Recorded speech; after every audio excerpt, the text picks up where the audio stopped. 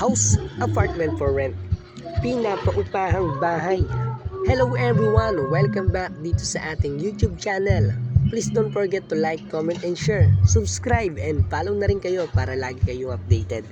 Yes guys, ito yung na-visit at na-locate natin na house apartment.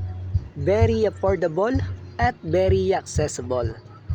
Maganda yung bahay, mura at maganda rin ang location. Yes, para sa naghahanap ng housing department for rent bago malilipat ang pinapaupahang bahay na pwedeng magtindahan. Ito po, main road pa to, mataong lugar at palaging nadadaanan. Para sa iba pang mga detalye, tapusin nyo itong video at kung gusto nyo bisitahin para makita ng personal, pwede naman po.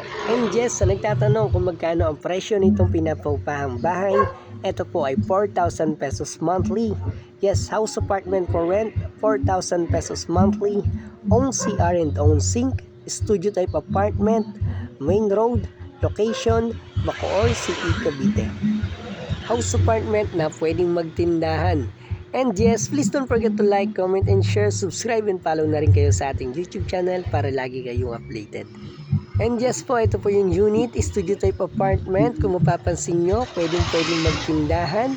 Matao talaga ang lugar at palaging nadadaanan. Stay tuned at marami pa akong iba pang mga housing department, mga units na ipopost. Gagawan na lang po natin ng iba pang mga video. Pero sa ngayon, ito na lang po muna ang isi-share ko sa inyo. Itong 4,000 pesos monthly na house apartment located in Bacoor City, Cavite. Kung mapapansin nyo, malawak yung kalye ng subdivision, palaging may nadaan ng mga sasakyan. Napakaganda nitong house apartment dahil dito pwede kang magtindahan, pwedeng magnegosyo, kahit anong business pwede naman. Studio type apartment, may sariling CR, may sariling lababo, may sariling metro ng kuryente at tubig, malapit sa highway, may malapit na school at market. Vacant and ready for occupancy, open anytime for viewing. And yes guys, maraming salamat ulit sa pagbisita dito sa ating YouTube channel. Maraming salamat po sa panonood. Ulit, ito po yung vacant na house apartment sa Bacoor City, Cavite. 4,000 pesos monthly. Studio type apartment na main road. Good for small family and good for business. And yes naman po, yes store, yes kids, yes pets allowed, and yes parking.